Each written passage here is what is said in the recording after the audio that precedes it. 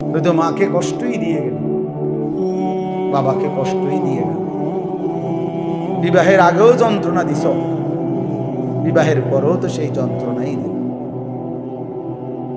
অথচ বুজুর্গানে দিন বলে, আমরা কিতাবে পড়ছি, মাকে রাজি করো, দুনিয়া আখিরাতের কোথাও আটকাবে না।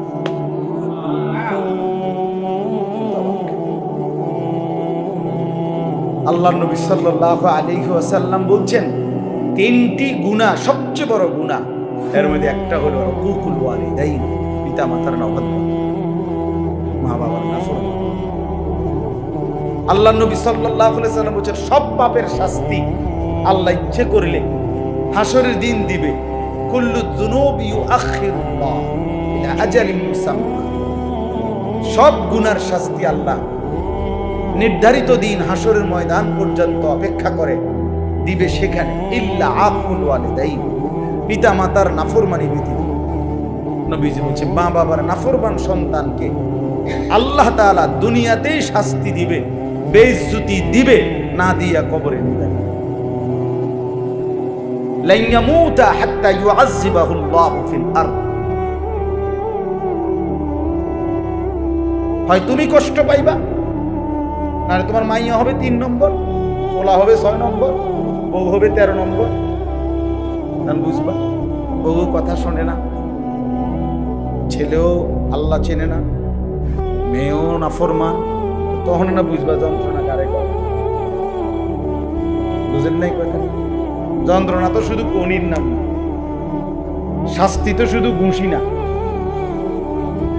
পারিবারিক এই অশান্তিটাও তো এর চাইতে বড় কষ্ট কি হতে পারে? আল্লাহ তাআলা কষ্ট দিবে। মা বাবার অবাধ্য সন্তান মারে কষ্ট দিছে, বাবারে কষ্ট দিছে, তুমি নাফরমান, লিখে রাখো, প্রয়োজনে সিল দিয়ে রাখো, তুমি বেইজ্জতি হবাই, তুমি কষ্ট পাইবাই। আল্লাহ নবী সাল্লাল্লাহু আলাইহি ওয়াসাল্লাম যেটা বলছেন, সেটা কি মিথ্যা হইতে পারে?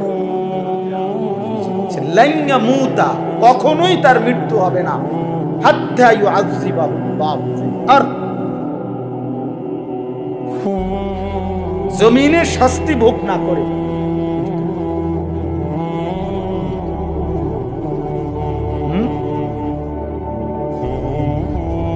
সব সময় আম্মা শহরে পড়ালেখা করছে, তো রান্না বান্না কিছু জানে না, এত বড় সংসার করতে পারবে না, তো একটা ছোট্ট বাসা দেখছি, কোনোরকম 2টা রুম, একটা ছোট্ট বারান্দা, ছোট্ট একটা বাথরুম, কোনোরকম পেশাব করন যায়।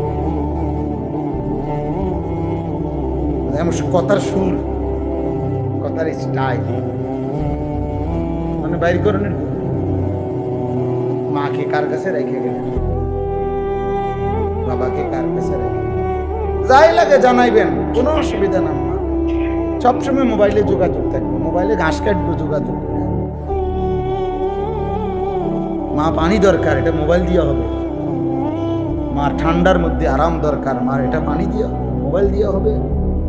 তাই আগে জানতো না, রান্না বান্না শিখে নাই, কোনো মেয়েই তো আগে জানতো না, ধীরে ধীরে শিখবে। কথা বোঝেন নাই কথা? আমাদের মা, চাচি, দাদিরা, ওরা তো সবাই জন্মের পর থেকে রান্না করতেন, ঠিক না?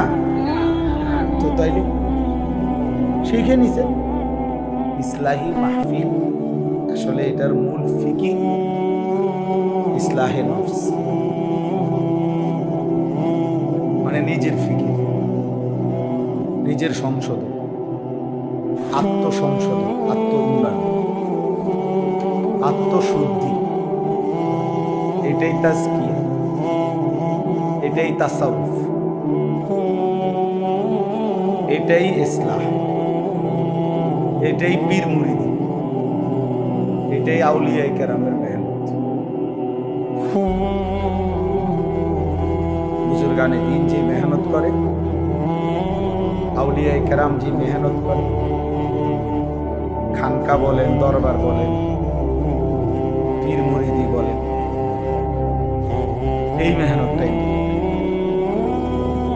ব্যক্তির নিজের জীবনকে সুন্দর, নিজেকে নিজেকে গড়ে তোলা, নিজেকে সাজিয়ে তোলা। ইয়া আইয়ুহাল্লাযীনা আমানু আলাইকুম আনফুসাকুম। কোরআন কারীমের মধ্যে আছে, আল্লাহ তাআলা বলেন, হে ঈমানদারগণ, তোমরা সকলেই নিজেকে আঁকড়িয়ে ধরো। আলাইকুম আই আলজিমু, মজবুত করে ধরো, আনফুসাকুম, তোমাদের নিজেদেরকে। ভাইয়া একজনও যদি একটু মানে 1 ইঞ্চি বা 1 বিগত যদি কষ্ট করে আগাইতে পারেন, তো মনে করেন একজন লোক বসতে পারেন, তাহলে সওয়াব হবে। আমার একটা অনুরোধ, তো তোমরা ছেলেরাও আছো, স্বর্ণ ভাই, সবাই যদি সাফাসাফি করতে বলতেছি না, বাকি যদি সুযোগ হয়, যদি মনে করেন যে 1 সুতা আগাইলো হয়তো একটা ছেলে বসবে, তো ফায়দা হবে। ওই যে ওরা দাঁড়ায় আছে, কষ্ট হবে, অনেকক্ষণ দাঁড়ায় থাকাটা কিন্তু কষ্ট হবে। রঙে রঙে তো তামসা দেখতে হয়তো 2-4 মিনিট দাঁড়ানো যায়, ঘন্টা খানিক দাঁড়াইয়া থাকা কষ্ট। এই জন্য দেখেন, সুযোগ হলে বসার সুযোগ করে দিলে ভালো। কুরআনুল কারীমের মধ্যে আছে, আল্লাহ তাআলা বলেন, ইযা কিলা লাকুম তাফাসসাহু ফিল মাজালিস ফাফসাহু ইয়াফসাহিল্লাহু লাকুম। আল্লাহ তাআলা নিজে বলছেন কোরআন শরীফ, যখন তোমাদেরকে বলা হয় দ্বীনি মজমায়, দ্বীনি মজলিসে, অন্যের জন্য জায়গা ছেড়ে দাও, প্রশস্ত করে দাও, তো আল্লাহ তাআলা নিজে বলছেন তুমি অন্যের জন্য জায়গা করে দিও, আমি আল্লাহ তোমার অন্তরাত্মা, দিল প্রশস্ত করে দেব। ফাফসাহু ইয়াফসাহিল্লাহু, তুমি আমার বান্দাকে জায়গা দিও, আমি তোমারে জায়গা দেব। তুমি দিবা জমিনে, আমি দেবো জান্নাত। অনেক বড়, অনেক বড় একটা সিফাত, অন্যের জন্য জায়গা ছেড়ে দাও। এমনকি দুনিয়াবি সম্পত্তি,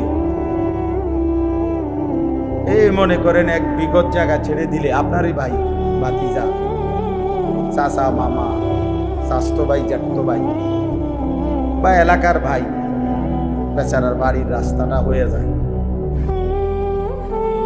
তার বাড়িতে ঢুকাটা সহজ হয়, এই গাছটা কাটা দিলেই হয়। কিন্তু অনেক গাদ্দার মানুষ আছে যে হে দিত না, দিতা না, না দিতাম, কিনলে দিতাম, কইছে দিতাম, দিতাম না, কইছে দিকে দিতাম, আর কোনো কারণ নেই, কইছে দিতাম না, মন চাইছে তুই কি তা করতে না, কিছু তো করতে পারতো না। কিন্তু এটা আপনি যে একজন নিকৃষ্ট রুচির মানুষ, এটা বোঝায় আর কি, পৃথিবীবাসী চিনবে আপনাকে। এটুকু অনেক মানুষের এই বদ অভ্যাস, ইচ্ছা করে টিন ইটারে বাঁকা করে, মানে শুধু শুধু এটা সোজা রাখলে বেচারা রাস্তা চলতে পারে, না এটা ঠিক করতো না, ঠিক দিতাম। অথচ আপনজন, ভাতিজা, ভাগিনা, চাচা, মামা, এ স্বজনেরা, এটা খুব নিকৃষ্ট বদ অভ্যাস। এটা দিলের সংকীর্ণতার প্রমাণ, সংকীর্ণতার প্রমাণ, মনে রাখবেন। কুরআনুল কারীমের মধ্যে আল্লাহ তাআলা যত জায়গায়, এটা কথার প্রসঙ্গে বলতেছি, যত জায়গায় আল্লাহ তাআলা মা বাবার প্রতি অনুগ্রহ, আল্লাহর ইবাদতের পরে, আল্লাহর শুকর আদায়ের পরে বান্দার প্রতি প্রথম জিম্মাদারি আল্লাহ দিয়েছেন আল্লাহ রাসূলের আনুগত্য, ভালোবাসা, মহব্বত, এর পরেই বাকি মাখলুকের মধ্যে প্রথম মা বাবা। ওয়াবুদুল্লাহ ওয়া লা তুশরিকু বিহি শাইআন ওয়া বিল ওয়ালিদাইনি ইহসান, এই যে মা বাবা, এর পরেই আত্মীয় স্বজন, ওয়া বিজিল কুরবা ওয়া ইতাইজিল কুরবা ওয়া আতিজাল কুরবা, বহু আয়াত আছে কোরআন যেখানে আল্লাহ তাআলা আত্মীয় স্বজনের প্রতি উত্তম আচরণ এটা আদেশ করছে। উনি দেখা যাবে আপনি 30 মাইল দূরে গিয়ে এক জায়গায় ওয়াজে, এইখানে গিয়ে 30,000 টাকা দান কইরা বিরাট স্লোগান নিয়া বাইতে আসছে। ওইখানে ওনারে বলছে, জনাব অমক 30,000। সবাই বলছে মার হাবা, আবারে মার মার মার হাবা। ওইখান থেকে 30,000 টাকার মার হাবা নিয়া বাইতে এলেছে। কিন্তু আপন ভাই তারে 500 টাকা দিতে হইলে এমন শক্ত না ফরমান, এটা বদ আখলাক, এটা মন্দ অভ্যাস। বরং রাসূলুল্লাহ সাল্লাল্লাহু আলাইহি সাল্লামের হাদিসে আছে, এক সাহাবী জিজ্ঞেস করছে, ইয়া রাসূলুল্লাহ, আজকের দিনে আমি 4টি দিরহাম, মানে 4 টাকাই ধরেন, দান করছি। একটা আমি আল্লাহর রাস্তায় যুদ্ধে যাচ্ছে একজন, তাকে দিছি। একটা আমি একজন এতিমকে দিছি। একটা আমি একজন অভাবীকে দিছি। একটা টাকা মানে একটা দিরহাম আমি একজন আত্মীয়কে, আমার নিকটতম আত্মীয়কে দিছি। তো আল্লাহর নবী সাল্লাল্লাহু আলাইহি ওয়াসাল্লামকে সাহাবী জিজ্ঞেস করছে, ইয়া রাসূলুল্লাহ, আমার এই 4টা দিরহামের মধ্যে সর্বোত্তম দান কোনটা? নবী সাল্লাল্লাহু আলাইহি ওয়াসাল্লাম বললেন, যেটা তুমি তোমার স্বজনকে দিছো, আত্মীয়কে দিয়েছো, সেটা এই 4 টাকার মধ্যে শ্রেষ্ঠ।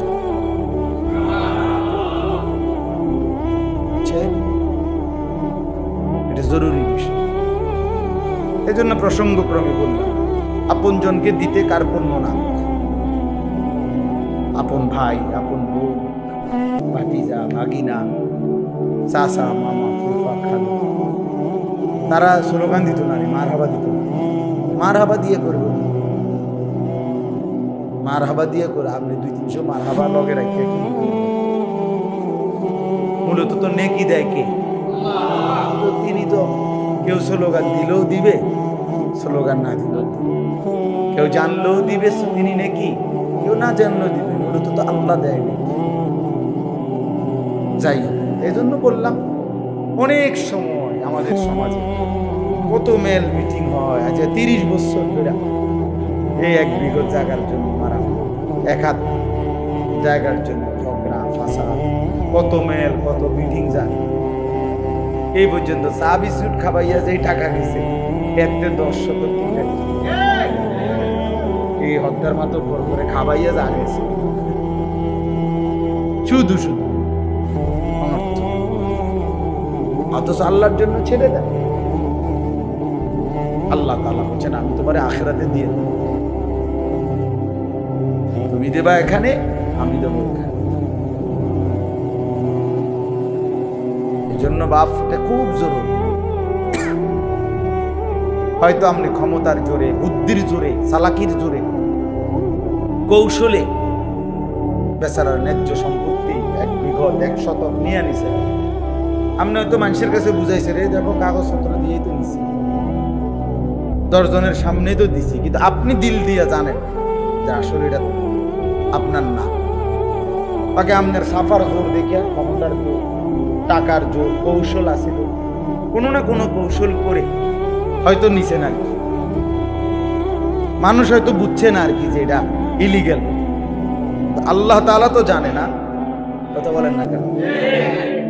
একেবারে বুখারীর হাদিস হলো, রাসূলুল্লাহ সাল্লাল্লাহু আলাইহি সাল্লাম বলেছেন, মান আখাযা শিবরাম মিনাল আরদি যুলমান, যে ব্যক্তি কারো 1 বিঘত, শিবরান মানে 1 বিঘত, 1 বিঘত সম্পত্তি জুলুম করে নেয়, আল্লাহ নবী সাল্লাল্লাহু আলাইহি সাল্লাম বলেন, কিয়ামতের দিন আল্লাহ তাআলা 7 তবক জমিনের মাটি ওই নাফরমানের কাঁধে পেঁচায় দিবেন, তুলে দিবেন।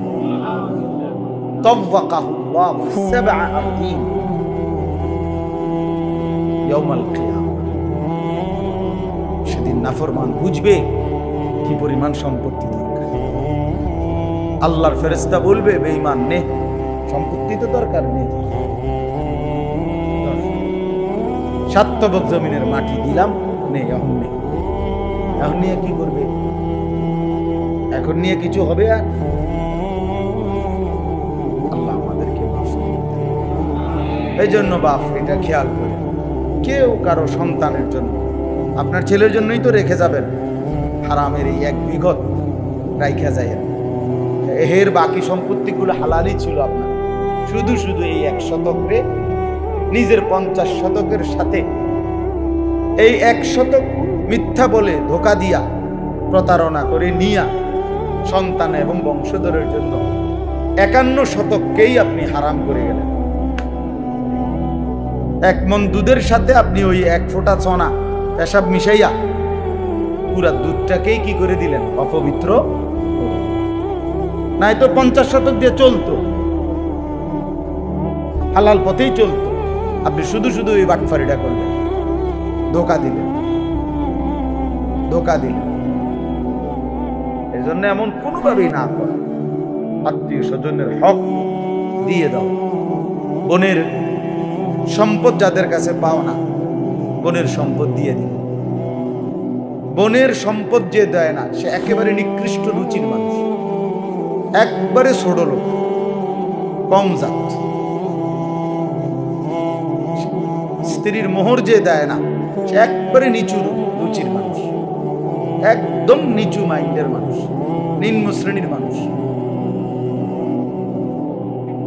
আপন জনের সে সম্পদ দেয় না, মানে সে বুঝাইতে চায় বোন বাগিনারে তোরদের জমি এটা রাখছি আমি, ভাই তোরা আজ আমার বাড়িতে সময় সময় আইবা, খাইবা দাইবা, বুঝেন নাই কথাটা? এই জন্য জমিটা রেখে দিচ্ছি। তার মানে এটা বুঝাইতে চাইছে যে আমার গ্রামের সমস্ত মানুষ যে কেউই আমার বাড়িতে খানা খাইতে হইলে জমি লাগবে না, তারা এমনি খাইতে পারবে। কিন্তু আপন বোন, রক্তের বোন, সে আমার থেকে যদি ভাত খাইতে হয় তাহলে আমার জমি দিয়া খাইতে হয়। কত বড় নিকৃষ্ট বেটা তুই, বেটা কত নিচু মাইন্ডের মানুষ, কত নিম্ন রুচি, নিম্ন শ্রেণীর মানুষ। তুমি যে আর বাকি মানুষের খাবাও, তার থেকে জমি নিছো তো বোনের জমি আটকায় রাখলা, ফুফুর জমি আটকায় রাখলা কেন? যাবেন গা, নিবেন গা বোন, তাহলে আর ভাই বোনের সম্পর্ক থাকতো না। আলাপ করে, আলাপ করে, বুঝেন নাই কথা? আর আইতা না তাহলে আমরা ভাই বাইরে বাইরে তাহলে আর আইতা না, নিবাগা সব। তার মানে ওই কথা তো এইটাই, আমাকে বাইর খাইতে হইলে কি করতে হবে? জমি দিয়া খাইতে হইলে। এটা কি কোনো কথা হইল? আপন বোন এই প্রাপ্য ছিল, আপন জন এই প্রাপ্য ছিল। আর রাহিমু মুশতাক্কুম মিনার রাহমান। নবী সাল্লাল্লাহু আলাইহি সাল্লাম বলেন আত্মীয়তার সম্পর্ক, এটার আরবি শব্দ হলো রাহিম, সেলায়ে রহিম। নবীজি বলছেন এইটা রহমান, আল্লাহর যে একটা নাম, এই নামের সাথে সম্পৃক্ত। মান ওয়াসালাহা ওয়াসালাহু, আত্মীয়তার সম্পর্ক যে ঠিক রাখে, রহমান আল্লাহ তাআলার এই নাম যে রহমান, এই রহমান আল্লাহর সাথে তার সম্পর্ক ঠিক। মান কাতাআহা কাতাআহু, আত্মীয়তার সম্পর্ক যে ছিন্ন করে ফেলে, কাতাআহুল্লাহ, রহমান আল্লাহ ওই বান্দার সাথে রহমতের সম্পর্ক কেটে ফেলে। হাদিস, হাদিস। এই জন্য কোনোভাবে আপনজন কষ্ট হবে, আপনজনের সাথে সম্পর্ক বজায় রাখা কঠিন, কিন্তু নেকিও তো বেশি। মা বাবারে বৃদ্ধ বয়সে মা বাবার সেবা করা কঠিন, এটা যে একটু কঠিন, কষ্টকর, বিরক্তিকর। বউয়ে ফ্যান ফ্যান করে, মা বাপেও বউ যা ঝামেলা করে, যন্ত্রণা দেয়, তো এইটা তো কঠিনই, বিষয়টা তো একটু কঠিন। তো বিষয়টা কঠিন থেকে তো এত নেকি, নাহলে এত নেকির ঘোষণা কেন বলবো? হ্যাঁ, এত মায়ের খেদমত করা বৃদ্ধকালে আপনার একটু কঠিন হবে দেখেই তো এই কষ্টটা সহ্য করার জন্যই তো নবী সাল্লাল্লাহু আলাইহি সাল্লাম বলছে জান্নাতটাই তোর মায়ের পায়ের নিচে দিয়ে দিলাম। তো এটা একটু কঠিন দেখি, বিষয়টা যে একটু কঠিন হবে এই জন্য পুরস্কারের ঘোষণাও তো দিছে কি বেশি বড় সড়ো ঘোষণা দিচ্ছেন। তাইলে আপনি এটা কি মামুলি মনে করছেন? আখেরাত অর্জন হবে, মায়ের খুশির উপরে জান্নাত পেয়ে যাবে। জান্নাত কি মামুর বাড়ি? জান্নাত কি 2টা রুম আর একটা বাড়ি দেয় নাকি? মসজিদে 4টা ফ্যান দিয়ে আপনি বেহেশতে চাইবেন গা? বাবা, আমরা দেশের অনেক মানুষ মনে করে না 4টা সিলিং ফ্যান দিছে বেহেশতে তো নিয়ে যাবে, বেহেশতে লোক 4টা ফ্যান দিয়ে আপনি বেহেশতে যাবেন গা? হ্যাঁ, এই 12,000 টাকা 3,000 টাকা করে ফ্যান, 12,000 টাকা জান্নাত। মামুলিটা এই জন্য বাপ এটা জরুরি, মায়ের সেবা, বাবার সেবা। অনেক কিশোর নওজোয়ান বাপ তোমাদের মধ্যে আজকে এই হালাত নেই। মা বাবার ইজ্জত, সম্মান, ভালোবাসা, মহব্বত টোটালি নেই। বিবাহের আগেও কষ্ট দেয়, বিবাহের পরেও কষ্ট।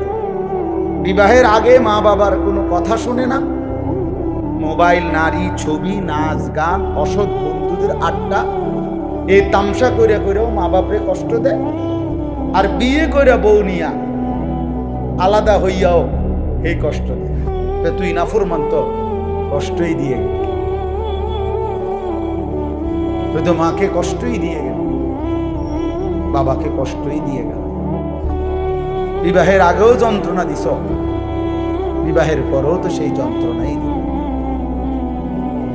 অথচ বুজুর্গানে দিন বলে, আমরা কিতাবে পড়ছি, মাকে রাজি করো, দুনিয়া আখিরাতের কোথাও আটকাবে না।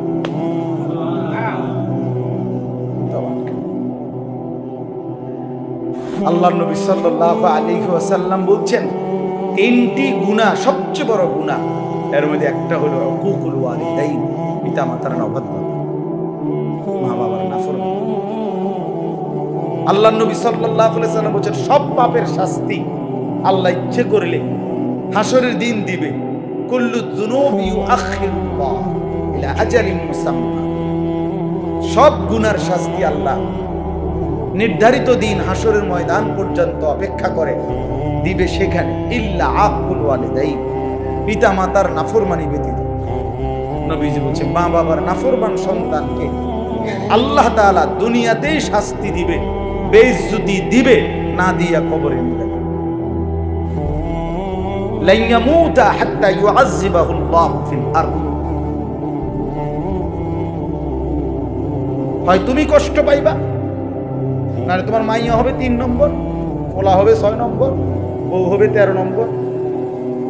বুঝবা, বউ কথা শোনে না, ছেলেও আল্লাহ চেনে না, মেয়েও নাফরমান, তখন না বুঝবা যন্ত্রণা কারে করে। বুঝেন নাই কথা? যন্ত্রণা তো শুধু কনির নাম না, শাস্তি তো শুধু ঘুষি না, পারিবারিক এই অশান্তিটাও তো এর চাইতে বড় কষ্ট কি হতে পারে? আল্লাহ তাআলা কষ্ট দিবেই। মা বাবার অবাধ্য সন্তান মারে কষ্ট দিছে, বাবারে কষ্ট দিছে, তুমি নাফরমান, লিখে রাখো, প্রয়োজনে সিল দিয়ে রাখো, তুমি বেইজ্জতি হবাই, তুমি কষ্ট পাইবাই। আল্লাহ নবী সাল্লাল্লাহু আলাইহি ওয়াসাল্লাম যেটা বলছেন সেটা কি মিথ্যা হইতে পারে? লান ইয়ামুতা, কখনোই তার মৃত্যু হবে না, হাত্তা ইউআযযিবাহুল্লাহু ফিল আরদ, জমিনে শাস্তি ভোগ না করে।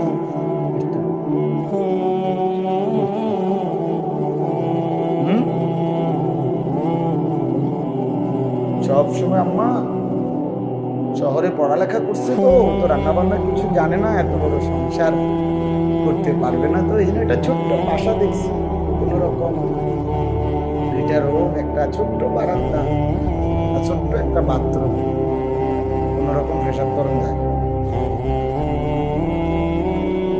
এমন কথার সুর, কথার স্টাইল মানে বাইর করে নেন। মাকে কার কাছে রেখে গেলেন, বাবাকে কার কাছে রেখে, যাই লাগে জানাইবেন, কোনো অসুবিধা না। মা সবসময় মোবাইলে যোগাযোগ থাকবে, মোবাইলে ঘাস কাটবে যোগাযোগ। মা পানি দরকার, এটা মোবাইল দিয়ে হবে। মা ঠান্ডার মধ্যে আরাম দরকার, মার এটা পানি দিয়ে মোবাইল দিয়ে হবে। তাই আগে জানতো না, রান্না বান্না শিখে নাই তো, কোনো মেয়েই তো আগে জানতো না, ধীরে ধীরে শিখবে। কথা বোঝেন না?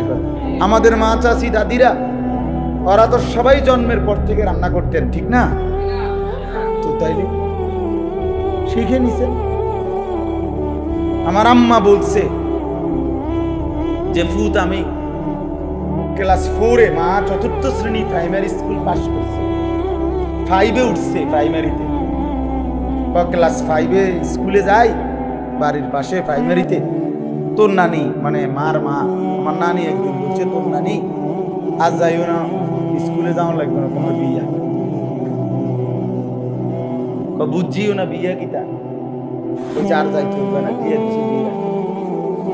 সে মা তো 10 জন সন্তান, আমার মায়ের ঘরে আমরা 10 ভাই বোন, এখন 8 জন জীবিত আছি আলহামদুলিল্লাহ। তো মা তো সেই 10 জন সন্তান লালন পালন করছে। আমার দাদার, আমরা হিসাবে পাইছি দাদার মৃত্যুর সময় 12 কানি সম্পত্তি। আমাকে দেশে হলো 120 শতকে কানি, আপনাদের এদিকের মতো না। 120 শতকে কি এক কানি, তাহলে 12 কানি এরকম কত, 4-12 48, প্রায় 48। এই সমস্ত সম্পত্তিতে দাদা ফসল করতেন, মানে ধান করত। আমার বাপ চাচারা 4 জন, 4 জন মা চাষিরা তাহলে কয়জন? 4 জন। এই 4 জন মা চাষি, মায় কত সময় বলছে, সকাল ফজরের পর থেকে রাত 12টা পর্যন্ত এই ধান লইতাম, ধান সিদ্ধ করতাম। কত সময় কয় যে শুধু এক পাশে হয়তো আমরা কোনো না কোনো ভাই বাচ্চাদেরকে ফেলাই রাখতো, বেশি চিৎকারলে কানলে ও দুধ দৌড়াইয়া গিয়ে দুধ খাওয়াইয়া আবার ধান লইতেছে। আবার এই ছিল না মা চাচিদের হালাত? না হুদা আমার মায়ের, সব মাই তো এমন ছিল। তো সেই সংসার তো নাই বললেই চলে এখন। আর ওই রকম চাষাবাদও করে না, ওই রকম ঘর গৃহস্থের কাজও করে না। আপনি শুধু কদ্দুর সিলিন্ডার গ্যাসে কদ্দুর রাখতে দিতেন না, আপনি আলালের ঘরের দুলাল হয়ে গেলেন। হ্যাঁ, মূল কথা হইল উনি তো বুঝছে এটা মেয়ে মহিলা জীবন মানে হলো একবেলা টেলিভিশন দেখা, আরেক বেলা ড্রেসিং টেবিলের মধ্যে সাজা, আর লম্বা সময় বাজারে আর মার্কেটে টোটো টোটো করে ঘোরা। জীবন মানে এই, জীবন মানে পাউডার, ফেয়ার এন্ড লাভলি, জীবন মানে গহনা অলংকার, জীবন মানে রাস্তায় নিজের রূপ আর যৌবন প্রদর্শন। অভিশপ্ত জীবন ওই নারীদের, বেপর্দা নারী, অভিশপ্ত নারী, বেহায়া নারী, অভিশপ্ত নারী। এই জন্য যুবক ভাই এটাও বললাম, আল্লাহ নবী সাল্লাল্লাহু আলাইহি সাল্লাম বলেন, তুনকাহুল মারআতু লিআরবাঈন, মানুষ নারীকে বিবাহ করে, মহিলাকে বিবাহ করে 4 কারণে। সেই 4টি বিষয়ের এক একজন এক একটা দেখে বিবাহ করে। 1 নাম্বার হলো জামালিহা, কেউ সৌন্দর্য দেখে বিবাহ। 2 ওয়ালি হাসাবিহা, কেউ বংশমর্যাদা দেখে বিবাহ করে। 3 ওয়ালি মালিহা, কেউ সম্পদ দেখে বিবাহ করে। 4 ওয়ালি দীনিহা, কেউ দিন দেখে বিবাহ করে। দিন, ঈমান, ইসলাম, পর্দা, নামাজ। আল্লাহ নবী সাল্লাল্লাহু আলাইহি সাল্লাম বলেন, ফাজফার বিজাতিদ দ্বীন, তুমি দিনকে প্রাধান্য দিও, দিনকে প্রাধান্য দিও। তারিবাত ইয়াদাকা, খোদার কসম যুবক, আল্লাহর নবী বলছে যদি দিনকে প্রাধান্য না দাও তো আল্লাহ যেন তোমারে বেইজ্জতি করে, আল্লাহ যেন তোমারে বেইজ্জতি করে। খুদ রাসূল বলছে, রাহমাতুল লিল আলামিন নবী বলছে যে আল্লাহ যেন তোরে অপমান করে। কেন দিনকে প্রাধান্য দাও? এবং শেষ পর্যন্ত বেইজ্জতি হয়। আপনারা না জানলো আমরা তো জানি। হাজারো মানুষের ব্যক্তি জীবনের চোখের পানি, একাকিত্ব জীবনের চোখের পানি তো আমরা দেখি, আমরা তো জানি। তো আজে যায় আমগো কাছে, আমরা তো বুঝি বাপ, শুনি তো ঠিক হয়। ঢাকা শহরে বড় মসজিদে জুমার নামাজ পড়াই, তো শুনি তো আমরা বহু হাজার কোটি টাকার মালিকের হালাত তো শুনি। বাইরের পৃথিবী তো জানে 70 লাখ টাকার গাড়ি, সুটেড বুটেড, একাকিত্ব জীবনটা কি হালাত, কেমনে বুঝবেন? বাইরে তো পূর্ণাঙ্গ মেডিকেল কলেজের মালিক, কোটি কোটি টাকার মালিক। আমি তো কত দেখছি সারা রাত বইয়া বইয়া বিল্ডিং, নিজ বিল্ডিং এর ছাদে বইয়া সারা রাত সিগারেট খায় আর গিটার বাজায়, গান গায়। গানও মাশাআল্লাহ, সুরও না, সুরের জাতও না, বে বে করে। আহ,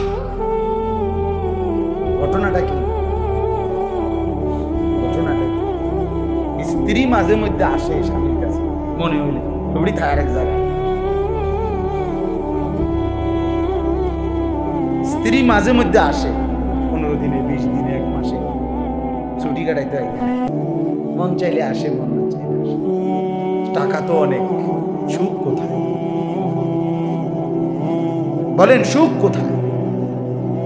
এজন্য খোদার কসম আল্লাহ পাক বলছে, হাদিসে কুদসিতে আছে, ওয়া ইন লাম তাফআল, আল্লাহ বলছে বান্দা আমার ইবাদতের জন্য যদি সময় না দাও, মালাতু ইয়াদাকা শুগলান, আমি কিন্তু তোমার হাত, তোমার শরীর কাজের মধ্যেই ব্যস্ত রাখবো। ওয়ালাম আসুদ্দা ফাকরাকা, কিন্তু আমি আল্লাহ ওয়াদা দিলাম আমি তোর অভাব দূর করব না। গাম বাইয়া বাইয়া পড়বে না ফরমান, পরিশ্রম করতে পারবি, মাগার অভাব যাবে। আমার একজনে বলছে, হুজুর মাঝে মধ্যে 40 মিনিটও কাস্টমারের সাফে মুতে ধরলে 40 মিনিট 50 মিনিট মুতে ধরলো, যাইতে পারি না, ধরে রাখি কাস্টমার। কিন্তু দোয়া করেন হুজুর, কিস্তি চলে 4টা, কিস্তি চলে গেল, বুঝেন নাই কথা? অর্থাৎ এই পরিমাণ বেচা কিনা যে পেশাব করবারও কি নাই, ঘন্টা খানিকও পেশাব ধরে রাখছে। আল্লাহ বলে, হ্যাঁ নাফরমান, সেজদা দিবি না তো মুতবার টাইমও পাবি না, কিন্তু অভাব যাবে না, কিস্তি সুদ হবে না।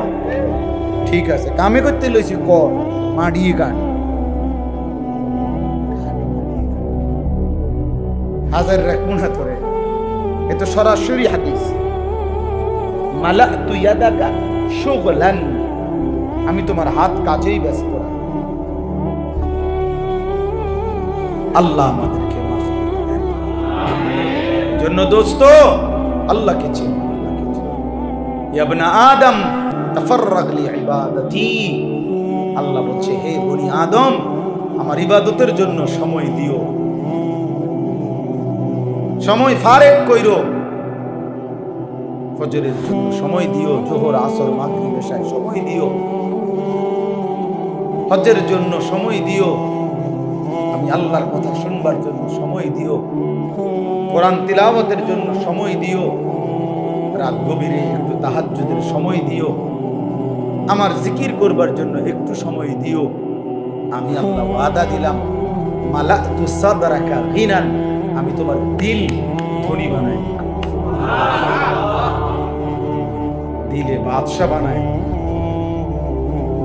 ওয়া আসুদ্দু ফাকরাকা, আমি আল্লাহ ওয়াদা দিলাম তোমার অভাব আমি দূর করব।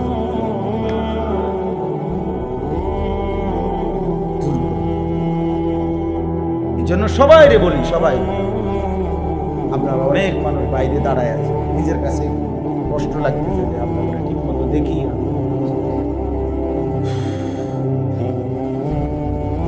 তাইলে বাপ এটা বোঝা উচিত আমাদের, আমাদের ছেলেগুলো তোমরা বুঝতেছ না, সারাদিন অনেক ছেলে আছো তোমরা এই মোবাইল, নারী, ছবি, মোবাইল একটা লইয়া সারাটা দিন সময়, কিন্তু না কি হচ্ছে এই নারী দেখে, ছবি দেখে কিছু তো ভোগ করতে পারলা না, উপভোগ করতে পারলা না, আফসোসে বাড়ল। প্রতিটা ছবি, প্রত্যেকটা গুনাহ, প্রত্যেকটা হারাম আল্লাহর কসম তৃষ্ণা বাড়ায়, আরো চাহিদা বাড়ায়, কখনোই তৃপ্ত হতে দেয় না।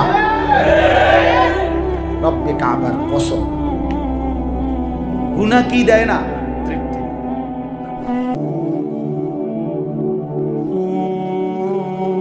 গুনাহ জন্য মদখোর কোনোদিন তৃপ্ত হয়। নেশা করতে করতে যদি সে আটলান্টিক মহাসাগরের সব পানিও যদি তারে মদ বানায় দেয়, হারাম করে নেশা করে তৃপ্ত, কিন্তু এই পানি এক গ্লাস পান করলেই হালাল তৃষ্ণা নিবারণ।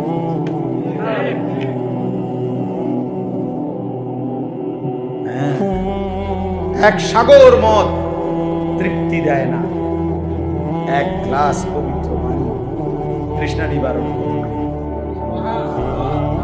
এজন্য যুবক মনে রেখো ভাইয়া আমার কথা, সারা পৃথিবীর সমস্ত নর্তকী দেখলো, উলঙ্গ ছবি দেখলো, তার কসম তৃপ্তি হবে না, স্বস্তি হবে না, তোমার আরো মন চাই, অন্তহীন নেশা জন্মাবে। কিন্তু আল্লাহ তাআলা হালাল পবিত্র একজন স্ত্রী, একজন নারী দিয়েই এক পুরুষের 70 বছর পার করে দেয় তৃপ্তি, তার জিন্দেগি চলতে। তাহলে হালাল একজন বিবিতেই তৃপ্ত হয়ে যায়, হারাম পৃথিবীর সব নারী দেখলেও কি হয় না। বাচ্চা স্যার আপনাকে সামনে অগরে বুঝানোর লেগে এই উদাহরণ দিচ্ছি, নাহলে ছেলে পেলে বেশ, আমার শ্রোতার 80% হলো সবখানে এই ছেলে পেলে। এই জন্য আল্লাহ আমাদেরকে অনেক লম্বা করে ফেললাম কথাটা। অর্থ হলো এটা বুঝানো, আমি যেখান থেকে শুরু করছিলাম কথা চলে গেছিলাম, সেটা হলো ওই একটু জায়গা দেওয়ার জন্য। মনে আছে না আপনার? মানে একটু আগাইয়া বসার জন্য বলছিলাম যে আপনি যদি একটু আগান তাহলে আরেকজনে বসতে পারবেন। এখান থেকেই বহু দূর চলে গেলাম। আল্লাহ তাআলা এই কথাগুলোর মধ্যে খায়র বরকত দান। আর প্রথম যে কথা শুরু করছিলাম, ইয়া আইয়ুহাল্লাযীনা আমানু আলাইকুম আনফুসাকুম, আল্লাহ বলেন হে ঈমানদারগণ তোমরা প্রত্যেকেই নিজেকে আঁকড়িয়ে ধরো। লা ইয়াদুররুকুম মান দাল্লা ইযা তাদাইতুম, আল্লাহ বলে নিজেকে যদি সাজিয়ে তোলো, নিজেকে যদি ঈমান আমল হেদায়েতের উপরে উঠাইতে পারো, নিজের ঈমান, নিজের আমল, নিজের আখলাক, নিজের ইবাদত, নিজের লেনদেন, নিজের আচরণ যদি সুন্দর করতে পারো, এবার পৃথিবীর সমস্ত পথভ্রষ্ট গোমরা একসাথ হয়েও তোমারে কেউ পথভ্রষ্ট করতে পারে। আমি যখন সিদ্ধান্তই নিছি কলিজা দিয়া, আমার দিলের মধ্যে যখন আখেরাতকে আমি বসাইছি, এবার সারা পৃথিবী ল্যাংটা হইলে আমি চোখ তাকাবো, এরকম আর কি। অর্থাৎ কেউ যদি যখন নিজেকে কি করে নেয়, বুঝে নেয়, আমি যখন এটা বুঝি যে আমাকে আখেরাতে যেতেই হবে, আমি নামাজ ছাড়বো কেন? আমার চারপাশের কেউ নামাজ না পড়ুক, কেউ নামাজ না, আমার বয়স মনে করেন আজকে 45 বছর শুরু হয়েছে, তাহলে আমি তো এই বুঝ হওয়ার পর থেকে যদি 7-8 বছর বয়সও আমার বুঝ হয়, তাইলেও তো আমি আজ 30-32 বছর দেখছি। আমার বাবা থাকতেও দেখছি আমাদের ঘরে কোনোদিন টেলিভিশন চলে নাই। আমাদের আমলেও এখন কোনো আমাদের ঘরে টেলিভিশন নাই। কই, আমাদের তো ছোট্টবেলার থেকেই দেখছি। শহরে বড় হইছি, কুমিল্লা শহরের মেইন প্রাণ কেন্দ্রে চারপাশের সব ঘরেই টেলিভিশন চলতেছে। তো এর মাঝখান দিয়ে আমার বাবা এটা বুঝছে যে আখিরাতে হিসাব দিতে হবে, তো টেলিভিশন কোনোদিন আনে নাই। তো এটা যখন কারো কলিজার মধ্যে বুঝে যে হারাম আমার খাওয়া যাবে না, আমাকে হালাল পথে চলতেই হবে, আমারে আল্লাহর বন্দিগি করতেই হবে, আমি সেজদা দিতেই হবে, তাহলে এবার গোটা পৃথিবীও যদি আল্লাহর নাফরমানিতে ডুবে যায়, তো মুমিন তখনও মনে করে अगर चे बुत हैं जमात की आस्तीनों में मुझे है हुक्म खुदा ला इलाहा इल्लल्लाह। আল্লামা ইকবাল বলছে যে ঈমানদার হবে এমন যে যখন সে বলবে, শোনো গোটা পুরা জাতি পুরা কওম যদি আমার একটা একটা মূর্তি বগলের নিচে অথবা হাতে একত্রে দাঁড়ায়, প্রত্যেকের কাছে যদি মূর্তি থাকে একটা একটা, আর সেই মূর্তির স্তূপের মধ্যে সামনে ভিড়ে আমারে যদি দাঁড় করায়, আমি সেখানেও দাঁড়িয়ে বলবো লা ইলাহা ইল্লাল্লাহ। কারণ আমি বুঝছি আমার আল্লাহ ছাড়া কেউ নেই। তোমরা সবাই মূর্তি নিলে আমার কথা বুঝেন নাই? আমার দিল যখন মজবুত, দিল যখন, কোরআনুল কারীমের মধ্যে আছে 7 জন যুবক আসহাবে কাহাফের, 7টা মাত্র ছেলে, ওরা ঈমান কলিজার মধ্যে বিশ্বাস করে নিছে আল্লাহকে।